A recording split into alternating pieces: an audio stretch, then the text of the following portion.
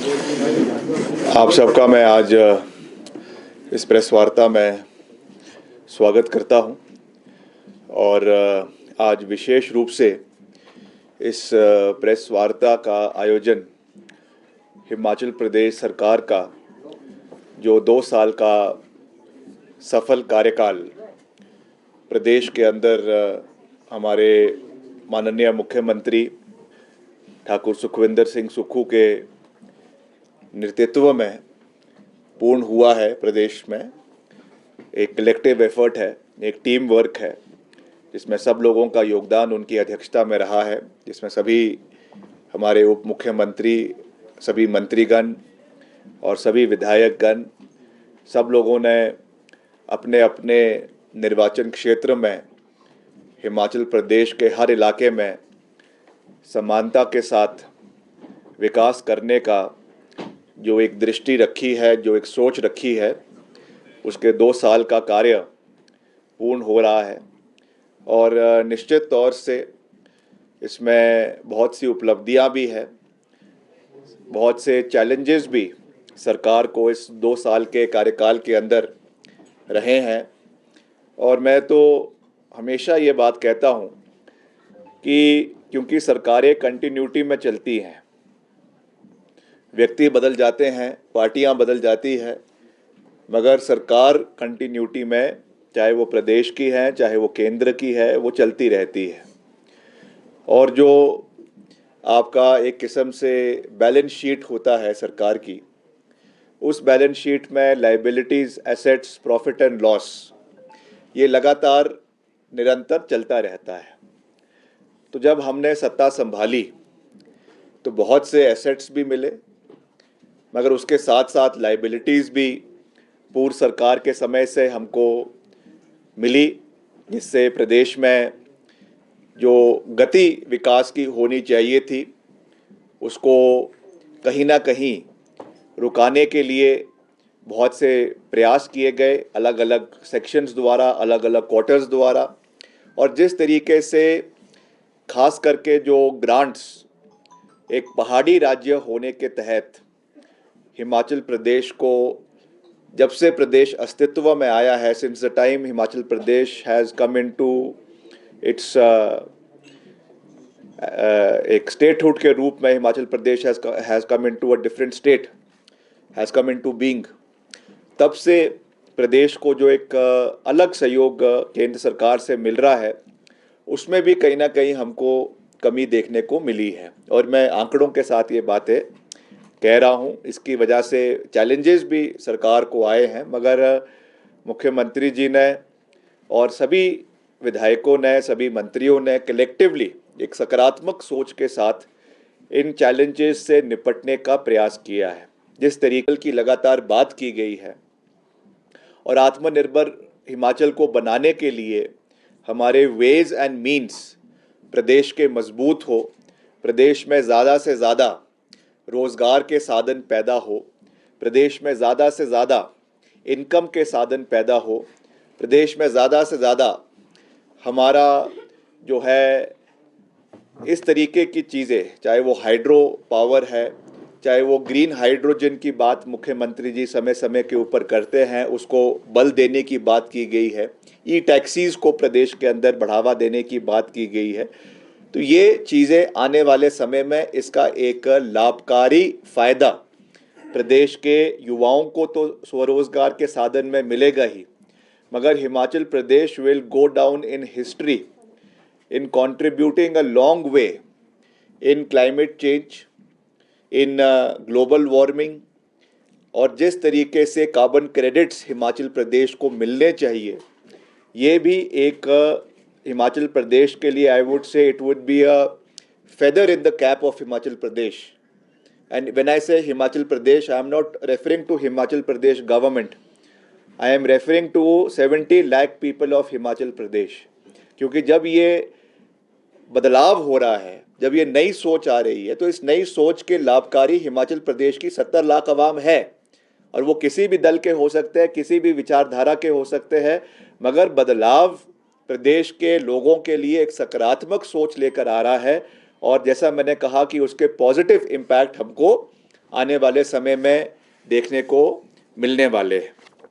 मैं सबसे पहले तो अपने विभाग की बात करना चाहता हूं, क्योंकि सरकार तो इन टोटलिटी मुख्यमंत्री जी उसके बारे में लगातार बात करते ही रहते हैं, और मैं भी उसके बारे में उसको भी हाईलाइट करूंगा। मगर प्राइमरीली जो रिस्पॉन्सिबिलिटी मुझे इस सरकार में जिम्मेवारी दी गई है लोक निर्माण विभाग की और शहरी विकास मंत्रालय की, उसके बारे में मैं कुछ शब्द कहना चाहूँगा। मुझे खुशी है कि पीडब्ल्यूडी डिपार्टमेंट का जब से मुझे जिम्मेवारी दी गई है, मुख्यमंत्री जी के सहयोग के साथ, पार्टी के सभी वरिष्ठ केंद्र के नेतृत्व के सहयोग के साथ, हमने लगातार एक सकारात्मक सोच के साथ हिमाचल प्रदेश के जितने भी इलाके हैं, खास करके जो दुर्गम इलाके हैं, वहाँ पर सड़कों के जाल को बिछाने के लिए, रोड इम्प्रोवाइजेशन के लिए, क्वालिटी ऑफ इंफ्रास्ट्रक्चर हमारे रोड्स का इम्प्रूव हो, मेटलिंग टायरिंग की क्वालिटी इम्प्रूव हो, इसके लिए महत्वपूर्ण कदम उठाए। सबसे पहला जो मैंने मजबूत कदम और कड़वा कदम उठाया था आज से 1 साल पहले, जब हमारे प्रधानमंत्री सड़क योजना के तीसरे चरण के टेंडर होने थे। मुझे बहुत प्रेशर भी था कि आप ये कदम ना उठाएं, मगर हमने सब प्रेशर्स को पीछे रखते हुए ये निर्णय लिया। विधानसभा में मैंने एश्योरेंस दिया कि कोई भी ठेकेदार जो नाबार्ड का या पीएमजेएसवाई 1 और 2 के काम कर रहा है, अगर उनके काम पूरे नहीं हुए हैं या उनके काम सेटिस्फैक्ट्री नहीं है, तो पीएमजेएसवाई 3 में उनको काम नहीं दिए जाएंगे। This was a historic decision in the department. इससे बहुत से ठेकेदार बाहर भी हुए, और जो हमारा बैकलॉग था काम का, जो 2005 से लेकर 2004 से लेकर कई सड़कें थी जो फंसी हुई थी, आज वो भी समय के ऊपर पूरी हो रही है। आपको मैं जानकर आपको खुशी होगी कि अब हमारी मात्र 5 से 6 सड़कें रह गई हैं केवल हिमाचल के अंदर पीएमजेएसवाई 1 की, जो अभी तक कंप्लीट नहीं हो पाई है, और ये सारी दुर्गम क्षेत्र की है। चाहे वो हमारा बड़ा बंगाल इलाका है, आपके चंबा जिला के अंदर वहाँ की सड़कें हैं, या हमारे आनी इलाके की कुछ कठिन सड़कें हैं, या हमारा जो डोडरा क्वार का इलाका है आपके रोडू निर्वाचन क्षेत्र में, वहाँ की सड़कें हैं जो अभी तक पूरी नहीं हो पाई है। इसके लिए हमने स्पेशल रूप से केंद्र सरकार से मिलकर इसके लिए एक्सटेंशन जो है वो इस साल के अंत तक मांगी है, और मैंने विभाग को कड़े निर्देश दिए हैं कि इस साल के अंत तक इन सब सड़कों का काम पूरा हो जाना चाहिए। मैं अगली बार किसी भी एक्सटेंशन के लिए दिल्ली नहीं जाने वाला, बिल्कुल साफ बात है। मैं, जैसे वो कहते हैं तारीख पे तारीख, वैसे पीडब्ल्यूडी डिपार्टमेंट में कोई भी एक्सटेंशन पे एक्सटेंशन नहीं चलने वाली। जो काम है समय के ऊपर पूरा होगा।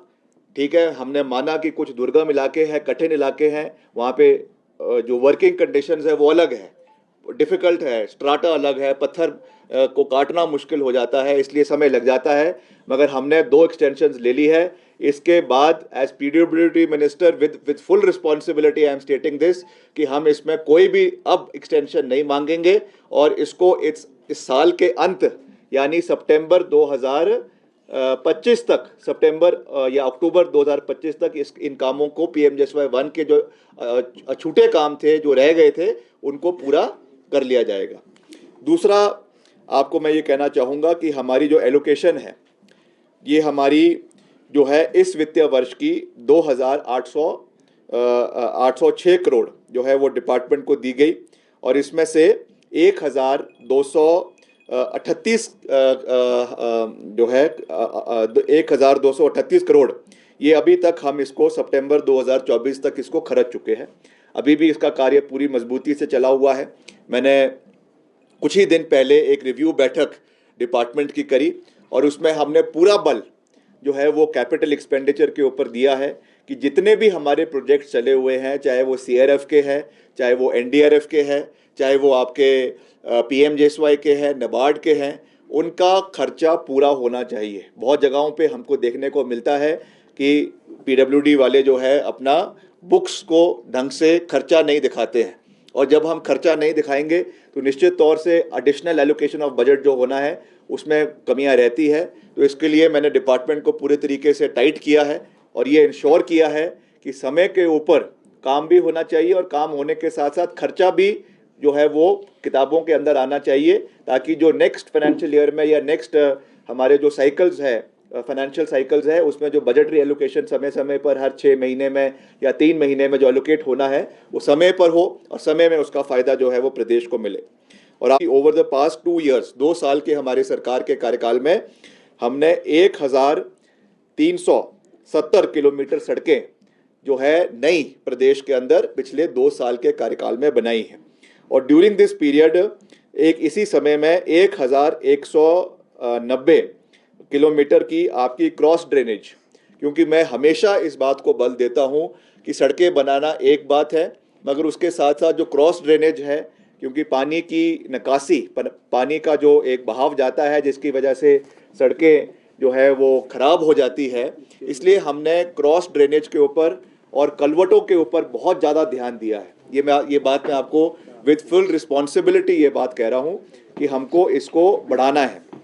और इसलिए हमने 1000, जैसा मैंने आपको कहा, 190 क्रॉस ड्रेनेज का कार्य 2 साल के अंदर जो है वो पूर्ण हिमाचल प्रदेश के अंदर किया है। और additionally 1740 kilometre of roads have been metalled and tarred, जो जिनको मेटलिंग टारिंग 1740 किलोमीटर सड़कों की पिछले 2 साल के कार्यकाल में आदरणीय मुख्यमंत्री जी के नेतृत्व में हमारे डिपार्टमेंट ने पूरी करी है। इसके लिए भी मैं अपने फील्ड के कार्यकर्ताओं को, फील्ड का जो हमारा स्टाफ है पीडब्ल्यूडी का, उनको बहुत बहुत बधाई देना चाहता हूं। और रोड एक्सेस 61 सेंसस विलेजेस जो है वो हमारे, इसको हमने बढ़ाया है, जिसको आने वाले समय में जोड़ने का प्रयास किया जाएगा। और शिमला शहर की अगर हम बात करें, यहाँ पे ईज़ ऑफ ट्रैफिक के लिए मुख्यमंत्री जी की एक सोच है कि हमको शहर के अंदर जो है वो ट्रैफिक की मूवमेंट को बेटर करना है। इसके लिए जो हमारे विभाग का, पीडब्ल्यूडी विभाग का एजेंसी है HPRIDC, Himachal Pradesh rural infrastructure development corporation, इसके माध्यम से एक 880 metre long double lane tunnel का अभी हमने DPR हम बनवा रहे हैं। जो हमारा जो नवभार है आपका, उसको जाखू के नीचे से होते हुए इसको इंदिरा गांधी मेडिकल कॉलेज से जोड़ने का प्रस्ताव है। और इसके लिए जो है 100 करोड़ रुपए का इसके लिए बजट का प्रावधान जो है वो मुख्यमंत्री जी ने फाइनेंस मंत्रालय से एडिशनलिटी के रूप में किया है। अभी इसमें इमीडिएट 100 करोड़ दिए हैं और आने वाले समय में इसका जो एस्टिमेटेड कॉस्ट है वो 295 करोड़ है, 295 crore.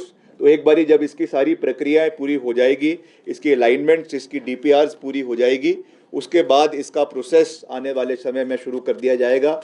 Because I am also the urban development minister of Himachal Pradesh, इसलिए शहरी विकास और शहरी ईज़ ऑफ ट्रैफिक के लिए भी ये टनल मैं समझता हूँ कि आने वाले समय में बहुत महत्वपूर्ण होगी।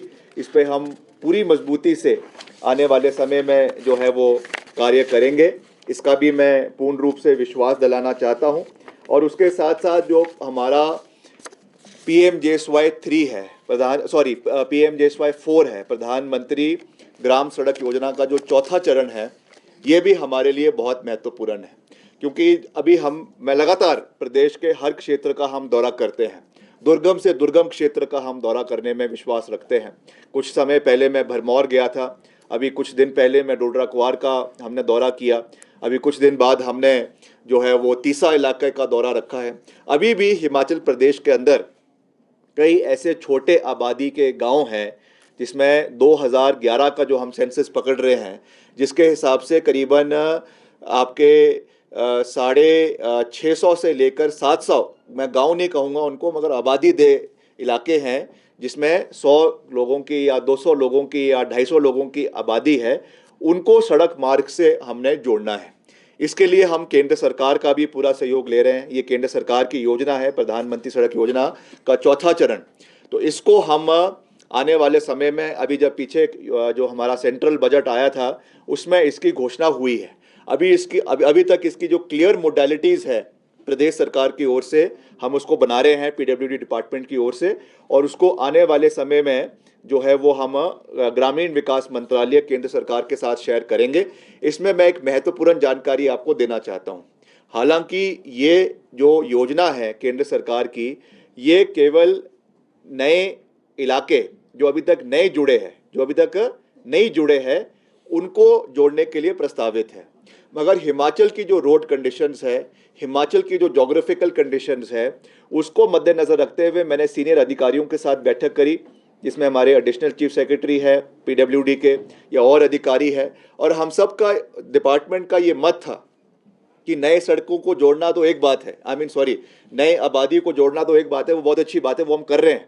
मगर उसके साथ साथ जो हमारी ऐसी सड़कें हैं जो पीएमजीएसवाई 1 में या 2 में बनी हुई है मगर कच्ची है, उनमें सोलिंग हुई है मगर अभी तक वो पक्की नहीं हो पाई है, इसके लिए हमने एक स्पेशल केस, ये केवल हिमाचल स्पेसिफिक है, ये और राज्यों का नहीं है अभी तक, ओनली हिमाचल स्पेसिफिक, कि इसमें हमने एक स्पेशल केस बनाया कि पीएमजीएसवाई 4 में we should be permitted not only to connect unconnected habitations but also to upgrade the existing network that we have under PMJSY 1 and PMJSY 2। और मुझे इसमें हरी झंडी कहीं ना कहीं केंद्र सरकार से देखने को मिल रही है। जो चर्चाएं अभी हमारी हुई है, क्योंकि अभी औपचारिक रूप से इसकी हमको स्वीकृति नहीं आई है, मगर क्योंकि हम एक राइट डायरेक्शन में आगे बढ़ रहे हैं, सकारात्मक सोच से आगे बढ़ रहे हैं, तो मुझे पूरा विश्वास है कि हमको अपग्रेडेशन के लिए, मेटलिंग टायरिंग के लिए करीबन 850 किलोमीटर सड़कें हिमाचल प्रदेश को पीएमजीएसवाई 4 के अंदर मिलना तय है।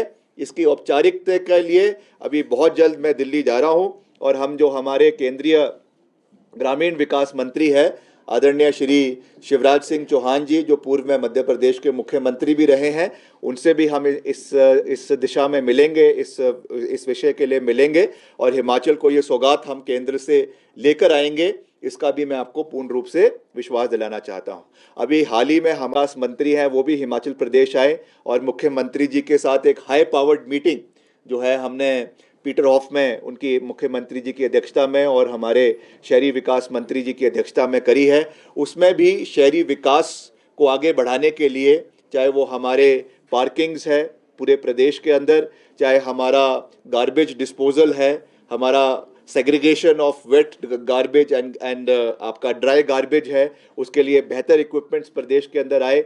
और रिवर फ्रंट्स, मैंने रिवर फ्रंट्स की भी बात करी, एक विशेष रूप से प्रपोजल जो है वो नदौन में माननीय मुख्यमंत्री जी के आशीर्वाद के साथ नदौन में एक रिवर फ्रंट बनाने का हमने प्रपोजल भेजा है। और वैसे ही हम प्रयास करेंगे कि मंडी के अंदर, क्योंकि मंडी एक छोटी काशी के नाम से मंडी को जाना जाता है, मंडी जो है राजनीतिक रूप से तो बहुत महत्वपूर्ण है ही है, मगर राजनीति के साथ साथ धार्मिक रूप से भी जो है वो बहुत महत्वपूर्ण है। और हम चाहते हैं कि वहाँ पर भी एक रिवर फ्रंट का, छोटा रिवर फ्रंट का मंडी के जो हमारी ब्यास नदी है उसके ऊपर वहाँ पे बनाया जाए, जहाँ पे शाम की आरती जैसे आपकी वाराणसी में करवाई जाती है या आपके और घाटों पे देश में करवाई जाती है, हरिद्वार में करवाई जाती है, उसी तर्ज पे छोटी काशी में भी आपकी वहाँ पर शाम की आरती करवाई जाए, संध्या की आरती करवाई जाए, और हमारा जो देवी देवताओं में हमारा अटूट विश्वास है वो बरकरार रहे, इस दृष्टि से भी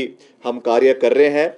और आपको अभी हमारे माननीय मेयर साहब ने हमें इसके बारे में भी बताया है कि 5 हमारी पार्किंग्स जो है वो शिमला शहर के अंदर, जिसमें करीबन 1700 गाड़ियों की एडिशनल पार्किंग्स जो समय अलग अलग जगहों में बन रही है, एक आपकी विकास नगर में बन रही है, एक आपकी जो है ऑकलैंड में बन रही है, एक आपकी आईजीएमसी में बन रही है। ये मार्च 2025 तक सारी की सारी पार्किंग्स, जिसमें अधिकतर पैसा जो है वो आपके स्मार्ट सिटी के माध्यम से दिया गया है, ये मार्च 2025 तक कंप्लीट हो जाएगी, और इसका फ़ायदा भी पूरे शहर के लोगों को जो है वो आने वाले समय में मिलेगा, जिसका लोकार्पण माननीय मुख्यमंत्री जी करेंगे। और शिमला शहर में जो ट्रैफिक कंजेशन की समस्या रहती है, उस दृष्टि से भी इसको आगे बढ़ने में मौका मिलेगा। और रोपवे का कार्य रोड का आदरणीय उप मुख्यमंत्री जी ने उसके बारे में पहले ही जानकारी दी है, उनके डिपार्टमेंट के माध्यम से वो कार्य चला हुआ है, तो उसका भी सारी प्रक्रियाएं ऑलमोस्ट पूरी हो गई है। और शिमला शहर में ये पहली बार इस स्तर का जो है रोपवे बनने जा रहा है, उसकी सारी प्रक्रियाएं, टेंडर प्रोसेस वगैरह सब कंप्लीट हो गया है, and in the times to come उसका भी फ़ायदा प्रदेश में जो है वो खास करके राजधानी के टूरिस्ट को मिलेगा, शहर के लोगों को मिलेगा, ये भी हमारे लिए बहुत महत्वपूर्ण है।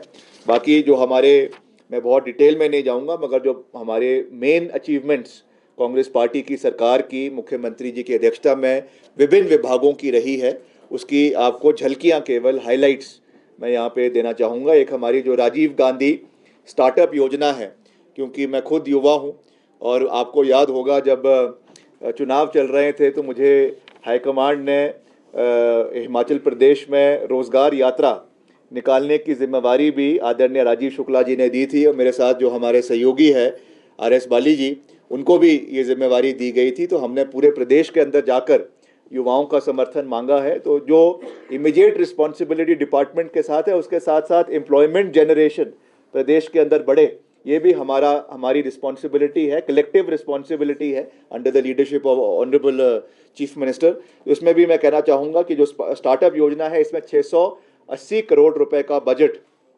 रखा गया है, और इसमें फर्स्ट फेज में जो है 50% की सब्सिडी ई टैक्सीज के लिए दी गई है। सेकंड फेज में 50% की subsidy for installation of solar panels up to 500 kilowatts on private lands. In third phase provision of has been made to connect farmers with natural farming practices। और उसके साथ साथ हमारा इंग्लिश मीडियम क्लासेस जो हमारे स्कूलों में इंट्रोड्यूस की गई है, Rajiv Gandhi day boarding schools पूरे प्रदेश के अंदर अलग अलग इलाकों में शुरू करवाए गए हैं।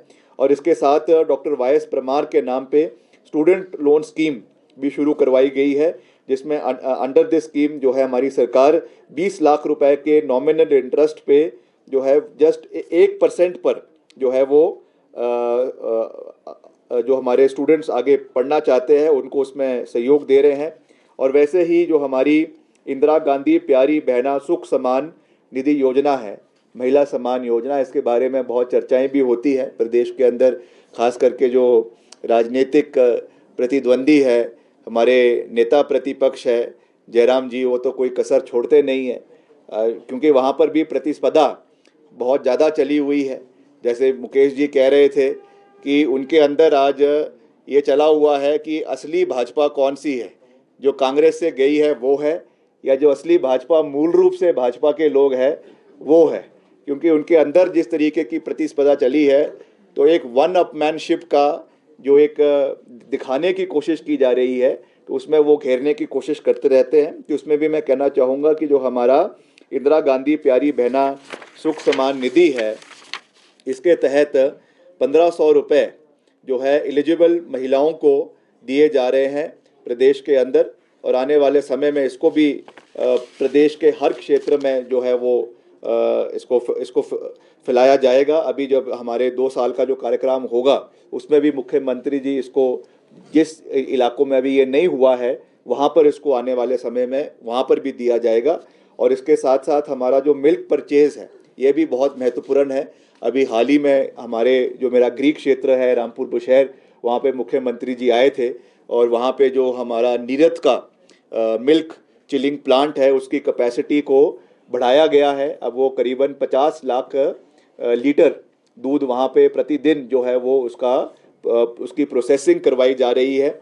और वैसे ही आपकी जो MSP है, आपके दूध के आपके जो है गाय के दूध पे 32 रुपये है, और आपके भैंस के दूध पे जो है वो 45 रुपये सरकार द्वारा दिया जा रहा है। और मुख्यमंत्री जी ने वहाँ पर ये आश्वासन दिया है कि अगले वित्तीय बजट में इस मिनिमम सपोर्ट प्राइस को और बढ़ाया जाएगा। इससे जो दूध क्रांति प्रदेश के अंदर खास करके महिलाओं के सशक्तिकरण के लिए एक महत्वपूर्ण कदम है, इसको भी आने वाले समय में और मजबूती से आगे ले जाने का काम किया जाएगा। और इसके अलग अलग उसमें टेम्परेचर वेरिएशंस है, उसमें उसकी जो कैटेगराइजेशन है, सब चीज़ें जो है वो मैनुअल नहीं मगर ऑटोमेटिक तरीके से करवाई जाएगी। मैं समझता हूं कि ये भी हमारी महिलाओं के लिए एक बहुत महत्वपूर्ण कदम है, जिससे हम आने वाले समय में आगे बढ़ेंगे। और इसके साथ साथ सुख आश्रय योजना का तो मुख्यमंत्री जी बहुत जिक्र खुद ही करते हैं, तो उसको मैं बहुत लंबे विस्तार पूर्वक इसके बारे में जानकारी नहीं देना चाहूँगा। मगर ये जैसा आपको पता है कि हमारे जो अंडर प्रिविलेज्ड बच्चे हैं, अनाथ बच्चे हैं प्रदेश के अंदर, उनको एक सहारा देने के लिए इस योजना को प्रदेश के अंदर शुरू किया गया है, जिसमें हमारे करीबन 600 अनाथ बच्चे प्रदेश के, उनको पिछले 2 साल में जो है वार्डन ऑफ द स्टेट के रूप में उनको ट्रीट किया जाता है। 6,000 स्टूडेंट्स है, बच्चे हैं, जिनको वार्डन ऑफ द स्टेट के रूप में उनको दर्जा दिया गया है और उनको सारी सुविधाएं जो है वो सरकार की ओर से दिलवाई जा रही है। और एडिशनली 2 लाख रुपए जो उनको स्टार्टअप असिस्टेंस के लिए भी सरकार की ओर से दिए जाएंगे। It will empower them to build a secure and prosperous future for themselves also and for the state also. This is also very important. और ये सोच अलग से जो मुख्यमंत्री जी की रही है हमारे बच्चों के लिए, जिनके परिवार में उनके माता पिता नहीं थे, उनके लिए खास रूप से रही है। तो ये मैं समझता हूँ कि दलगत राजनीति से ऊपर उठकर on humanitarian grounds this is a very important decision taken by the government, जिसका फार रीचिंग इम्प्लीकेशंस आने वाले समय में प्रदेश के अंदर हमको देखने को मिलेंगे, ये मैं कह सकता हूँ। और अंत में जो हमारा ग्रीन एनर्जी स्टेट है, ये मैं इसको जो है वो राजनीतिक रूप से नहीं कह रहा हूँ, मैं इसको as a concerned Himachal Pradesh का, मैं इसको बेशक आप मंत्री के रूप में भी नहीं कह रहा हूँ, मगर हिमाचल प्रदेश का एक युवा होने के नाते and being the youngest member of the cabinet, मुझे लगता है कि ये सबसे महत्वपूर्ण चीज़ मुख्यमंत्री जी ने करी है। क्योंकि ग्रीन स्टेट की ओर जो हम आगे बढ़ रहे हैं, this is something that we owe to the future generations. जो हमारे आने वाली पीढ़ी है, हम उनके लिए कैसा प्रदेश छोड़कर जा रहे हैं, क्या हमने उस प्रदेश की रूपरेखा आने वाले समय में बनानी है, वो निर्णय मुख्यमंत्री जी लगातार ले रहे हैं। और इसमें Himachal Pradesh government has a ambitious goal to transform the state into a green energy leader by 31 March 2026, जिसमें हमारा government has signed MOU for green hydrogen and ammonia projects. It would provide an investment of 4,000 crores and create 3,500 jobs for opportunities for the residents। और इसमें मैं विशेष जिक्र हमारे जो केंद्रीय सड़क मंत्री है आदरणीय नितिन गडकरी जी, मैं उनका भी करना चाहूँगा, क्योंकि जब भी मैं उनसे दिल्ली में मिलने जाता हूँ हिमाचल की सड़कों को लेकर, तो वो हमेशा ग्रीन हाइड्रोजन के ऊपर बहुत ज़्यादा जोर देते हैं और उन्होंने इसको देश के अलग अलग इलाकों में लाने का प्रयास भी किया है। और मुख्यमंत्री जी भी उस सोच के साथ आगे बढ़ रहे हैं कि हिमाचल में आने वाले समय में जितना हमारा पब्लिक ट्रांसपोर्टेशन पहले चरण में और हमारा जो गवर्नमेंट के सरकारी गाड़ियां हैं पहले चरण में, उनको हम कन्वर्ट करें, चाहे वो इलेक्ट्रिक व्हीकल्स में है और आने वाले समय में ग्रीन हाइड्रोजन में है। तो इससे हमारा पर्यावरण भी बचेगा, हमारा जो पोल्यूशन हो रहा है वो भी, उसमें भी हम हमारे कार्बन क्रेडिट्स हिमाचल को मिलेंगे। और उसके साथ साथ जो क्लाइमेटिक चेंजेस हम देख रहे हैं प्रदेश के अंदर, जो ग्लोबल वार्मिंग हम देख रहे हैं, उसमें भी हम एक बड़ा कंट्रीब्यूशन हिमाचल प्रदेश की ओर से देश की जो है वो हमारी जो इन्वायरमेंट है, क्लाइमेट है, उसको बेटर करने के लिए हम दे सकेंगे। ये भी एक मैं समझता हूँ कि छोटा स्टेप है, मगर आने वाले समय में this will go a long way to define Himachal Pradesh in the times to come. और कि नौकरियों के बारे में बहुत भ्रम आदरणीय जयराम ठाकुर जी समय समय पर फैला रहे हैं। मैं आंकड़ों के साथ ये बात कहना चाहता हूँ कि सरकारी क्षेत्र में, वैसे तो ये बात कहते हैं कि हमने जो 1 लाख का आंकड़ा दिया है, ये आंकड़ा केवल सरकारी क्षेत्र का नहीं है, ये आंकड़ा जो है वो सेल्फ एम्प्लॉयमेंट के एवेन्यूज़ प्रदेश के अंदर क्रिएट करने का, an opportunity to be given to the youth, चाहे वो पब्लिक सेक्टर में है, चाहे प्राइवेट सेक्टर में है, चाहे इंडस्ट्रीज़ में है। मगर अगर हम केवल सरकारी क्षेत्र की भी बात करें, और मैं आंकड़े के साथ ये बात कह रहा हूँ, और मैं चैलेंज करता हूँ भाजपा के किसी भी नेता को कि इन आंकड़ों पे वो हमसे विधानसभा के सभा पटल के ऊपर डिबेट करे, क्योंकि विपक्ष का विधायक रहते हुए मैंने भी कई बारी हिमाचल के युवाओं के मसले विधानसभा में as a member of the opposition मैंने उठाए हैं। इसलिए मैं ये आपको विद फुल रिस्पॉन्सिबिलिटी ये कहना चाह रहा हूँ कि पिछले 2 साल के कार्यकाल में सरकारी क्षेत्र में 31,000 नौकरियां जो है वो केवल सरकारी क्षेत्र में कांग्रेस पार्टी की सरकार ने माननीय मुख्यमंत्री जी की अध्यक्षता में जो है वो, चाहे वो शिक्षा विभाग है, चाहे वो PWD है, चाहे वो IPH है, चाहे वो फॉरेस्ट है, इसमें क्रिएट की गई है। और कांस्टेंट एंडेवर हमारा ये है कि आने वाले समय में भी हम सरकारी क्षेत्र में और उसके साथ साथ निजी क्षेत्र में भी एम्प्लॉयमेंट के एवेन्यूज़ को आने वाले समय में क्रिएट करेंगे 31,000 2 साल में। और इसके अगेंस्ट 5 साल में भाजपा की सरकार ने सरकारी क्षेत्र में मात्र 20,000 नौकरियां क्रिएट करी है। तो जवाबदेही हमारी तो है ही है जनता के प्रति, because we are elected government, मगर हमारे साथ साथ विपक्ष की जिम्मेवारी भी बनती है कि वो भी अपने 5 साल की कार्यप्रणाली का चिट्ठा लोगों के बीच में रखे। उन्होंने कितनी नौकरियां जयराम जी के समय में हिमाचल प्रदेश के लोगों को दी, इसकी जानकारी भी वो दें। अगर वो नहीं देंगे तो हम सही आंकड़ों के साथ लोगों के बीच में जाएंगे, ये भी मैं आपको कहना चाहता हूं। और सबसे बड़ी बात, जो हमारा राज्य चयन आयोग है, इसके बारे में भी बहुत चर्चाएं होती है। क्या आवश्यकता बड़ी थी इस चयन आयोग को बनाने की?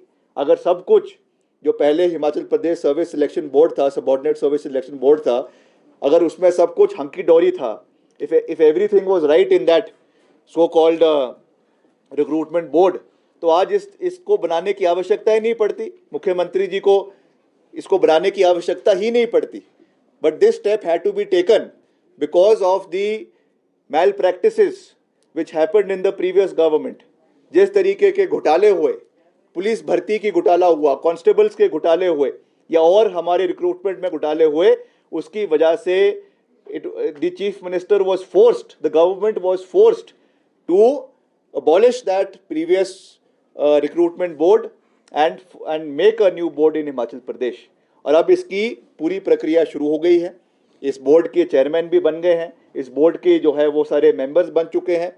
और जितने 13 पोस्ट कोड्स, क्योंकि बारी बारी ये सारे साथी हमको मिलते रहते हैं, एक सब कमेटी उप मुख्यमंत्री जी की अध्यक्षता में बनाई गई है, जिसमें जितने भी हमारे पोस्ट कोड्स हैं जो लंबित पड़े हैं, उनका, जिसमें विजिलेंस के इंक्वायरी नहीं है या जिसमें 2-3 लोग हैं जो विजिलेंस के दायरे में हैं, उनको छोड़कर हम सब पोस्ट कोड की रिक्रूटमेंट को शुरू करवा रहे हैं। उनकी रिकमेंडेशन पे 13 पोस्ट कोड्स को हरी झंडी कैबिनेट सब कमेटी से दी गई है, कैबिनेट से दी गई है। और इन सब को जो है वो राज्य चयन आयोग में इनके रिजल्ट डिक्लेरेशन के लिए भेज दिया गया है। कई इसमें से डिक्लेयर हो भी चुके हैं और कई आने वाले समय में डिक्लेयर होंगे, जिससे हमारे 2221 युवाओं को आने वाले समय में फ़ायदा मिलेगा, उनको रोज़गार के साधन प्रदेश के अंदर पैदा होंगे, ये भी मैं कहना चाहता हूँ। बाकी टूरिज़्म के ऊपर भी बाली जी अच्छा काम कर रहे हैं, तो मैं उस पर ज़्यादा विस्तार पूर्वक नहीं जाना चाहता हूँ, मेरा महकमा नहीं है। और भी अलग अलग डिपार्टमेंट्स का सब चीज़ें हैं, मैं बहुत लंबा बात करूँगा तो रात हो जाएगी, शाम हो जाएगी, इसलिए मुझे इसको जो है संक्षिप्त रखना चाहिए। बर्ड्स आई व्यू मैंने आपको पूरा दे दिया है। बाकी अपने डिपार्टमेंट का मैंने कहा है कि हम इसको पूरी मजबूती से आगे बढ़ाने का प्रयास कर रहे हैं, चाहे वो केंद्र से भी सहयोग लाने की बात है। देखिए, मैं आपको ये भी कहना चाहता हूँ, मैं तो हर मंच से ये बात कहता हूँ कि हिमाचल प्रदेश एक अलग परिस्थिति में हिमाचल प्रदेश का जन्म हुआ है। हिमाचल प्रदेश जब अस्तित्व में आया, एक पहाड़ी राज्य के रूप में हिमाचल प्रदेश अस्तित्व में आया, उस समय की तत्कालीन प्रधानमंत्री इंदिरा गांधी जी इसी रिज मैदान पर आकर उन्होंने हिमाचल प्रदेश को पूर्ण राज्य का दर्जा दिया। मगर हिमाचल प्रदेश को एक अलग कैटेगरी में रखा गया है, हिली स्टेट्स में रखा गया है, और हिमाचल प्रदेश को हर वो सहयोग केंद्र से मिलना चाहिए जो हिमाचल को अपने पाँव पे खड़ा होने के लिए सहयोग मिल सके। जिसमें मैंने खास रूप से रेवेन्यू डेफिसिट ग्रांट का जिक्र किया, ये लगातार कम होता जा रहा है। हमारी जो बोरोइंग कैपेसिटी है उसको भी 2% ऑफ स्टेट जीएसडीपी के ऊपर उसकी कैपिंग कर दी गई है। हमने कोई भी अगर लोन या कोई भी हमने इंफ्रास्ट्रक्चर प्रोजेक्ट के लिए एशियन डेवलपमेंट बैंक से या आपके वर्ल्ड बैंक से या आपके और किसी भी एक्सटर्नल एडेड बॉडी से कोई लोन लेना है, उसकी भी कैपिंग है। तो निश्चित तौर से ये हमारे लिए हर्डल्स है जिसको हम आने वाले समय में पूरा करेंगे। और मैं अंत में केंद्र सरकार से भी ये निवेदन करता हूँ कि आप भी हिमाचल प्रदेश को एक छोटे भाई के रूप में देखें। राजनीति अपनी जगह है, राजनीतिक विचारधारा अपनी जगह है, मगर हिमाचल प्रदेश के 70 लाख लोगों के हित के लिए ये केंद्र सरकार की भी जिम्मेवारी बनती है, आदरणीय प्रधानमंत्री जी की भी जिम्मेवारी बनती है, उनके काउंसिल ऑफ मिनिस्टर्स की भी जिम्मेवारी बनती है। और ख़ास रूप से जो हिमाचल प्रदेश से जो राष्ट्रीय अध्यक्ष है भाजपा के, और जो वर्तमान में हमारे केंद्रीय स्वास्थ्य मंत्री है आदरणीय जगत प्रकाश नड्डा जी, उनकी विशेष जिम्मेवारी बनती है कि वो हिमाचल के लिए हर फंड को लाने में अपना पूरा सहयोग दे, चाहे वो हेल्थ केयर के लिए है, चाहे वो रूरल इंफ्रास्ट्रक्चर के लिए है, चाहे वो रोडवेज के लिए है, चाहे वो और किसी चीज़ के लिए है। हम जब भी हिमाचल का मुद्दे खास करके मैं अपने विभाग के आदरणीय गडकरी जी के समक्ष रखता हूं, उन्होंने हमेशा हिमाचल का सहयोग हमारे डिपार्टमेंट को दिया है, उसके लिए मैं उनका ऑन रिकॉर्ड धन्यवाद भी करना चाहता हूं। और आने वाले समय में और भी सहयोग हिमाचल को मिले, खास रूप से हमारे विभाग को तो मिले ही, और भी सबको मिले, तो उसके लिए भी मैं उनसे निवेदन करना चाहता हूं। क्योंकि चुनाव तो आते जाते रहते हैं, मगर हमें हिमाचल प्रदेश को आगे लेकर जाना है, हिमाचल प्रदेश के हर वर्ग को आगे लेकर जाना है, हिमाचल प्रदेश के 70 लाख लोगों को आगे लेकर जाना है। और उसके लिए कलेक्टिव रिस्पॉन्सिबिलिटी ये सरकार की है, जिसमें मुख्यमंत्री जी महत्वपूर्ण कार्य कर रहे हैं, मजबूत निर्णय ले रहे हैं और कुछ कड़वे कदम भी ले रहे हैं। मगर वो कड़वे कदम आने वाले समय में उसका लाभकारी सिद्ध होंगे, उसकी भी मैंने आपको पूरी स्थिति स्पष्ट करी है। तो ये मैं कहना चाहता हूँ। बाकी आप कुछ पूछना चाहते हैं तो रात काम किया, दिन रात सड़कों को खोला, ब्रिजेस बनाए, बेली ब्रिजेस बनाए, तो कई कई जगहों पे लाइबिलिटीज़ अभी भी हैं। मैं रिस्पॉन्सिबल तरीके से एज PWD मिनिस्टर ये कह रहा हूँ कि कई हमारी लाइबिलिटीज़ है जो डिपार्टमेंट की है, मगर उसको पूरा करने के लिए मुख्यमंत्री जी ने प्रयास भी किया है। अभी एडिशनल बजट हमको करीबन 2 साल में जो है करीबन 150 से 200 करोड़ रुपए दिए हैं, जिससे हमने कई लोगों का लाइबिलिटीज़ को पूरा किया है। मगर आने वाले समय में हम उसको भी पूरा करने का प्रयास करेंगे। मगर ये बैकलॉग, मैं फिर से कह रहा हूँ कि जो PWD का बैकलॉग है, ये ऐसा नहीं है कि ये अभी का ही है। इसमें से बहुत से काम बिना टेंडर के कई काम जो है वो भाजपा की सरकार के समय में उनके जो लास्ट के 6 महीने थे, उसमें उन्होंने ज़बरदस्ती एक्सीएंस को प्रेशर बनाकर काम करवाए, बिना टेंडर के काम हुए। और आज उसको भी बोलते हैं कि उसकी पेमेंट करवाओ, तो भैया ऐसा काम तो हम करेंगे नहीं। जिसका कोई बिल नहीं बना है, जिसका टेंडर नहीं हुआ है, उसकी जवाबदेही विक्रमादित्य सिंह पूरी नहीं कर सकता है। बस हो गया जी, हो गया, आपका सवाल हो गया सिंगटा जी, हो गया, थैंक यू। आपने भी सवाल कर दिया, इन्होंने भी कर दिया पहले, हो गया, thank you very much, thank you. हो गया, थैंक यू वेरी मच जी। आप लगातार पूछे ना जो सवाल पूछना है, तो आपने पहले, बहुत लोग पूछने वाले हैं ना। चलो एक पूछ लो, आप पूछो। चलो पूछ लो, अगर आपका कोई इंपॉर्टेंट क्वेश्चन है बताएं। गवर्नर साहब ने आज नाराजगी जाहिर की है कि उनको प्रॉपर न्योता एमसी की तरफ से नहीं दिया गया था। उन्होंने बहुत सख्त नाराजगी, क्या किस चीज़ का न्योता? नहीं, मैं बताता हूँ। ऐसा है, चीज के पास बजट की कमी है, लोकल काम कई जगह पूरे नहीं हो पा रहे। स्टेट गवर्नमेंट का जो बजट है वो डीसीज के लिए क्यों कम पड़ रहा है? डीसीज के लिए नहीं, एलोकेशन हो रही है, क्यों नहीं है। जो हमारे DCP का फंड जाता है डिप्टी कमिश्नर्स को, चाहे वो SDRF का है, NDRF का है, या और जो डिप्टी कमिश्नर फंड्स है, वो जा रहा है। निश्चित तौर से थोड़ा पीछे इसमें समस्या रही है, मगर अब तो पूरे तरीके से इसका कार्य हो रहे हैं हर इलाके में। और हम भी अपने इलाके में, क्योंकि मैं बतौर मंत्री तो बात कर ही रहा हूँ, मगर as an MLA from Shimla rural मैं ये कह सकता हूँ कि हमने लाखों रुपए, करोड़ों रुपए DCP से जो है अपने निर्वाचन क्षेत्र के लिए, शिमला ग्रामीण के लिए लिए हैं। तो इसमें कोई ऐसी कमी नहीं है। निश्चित तौर से हर कार्य पूरा नहीं हो सकता है, थोड़ा तो समस्या तो रहती है, मगर collectively we will overcome them. आपने कर लिया प्रश्न सिंगटा जी, अगर कोई और है से जो है टोल एट तक एक ओवर ब्रिज बनना था, उसकी क्या स्थिति है? क्योंकि पिछले सरकार में बनना शुरू हो गया था।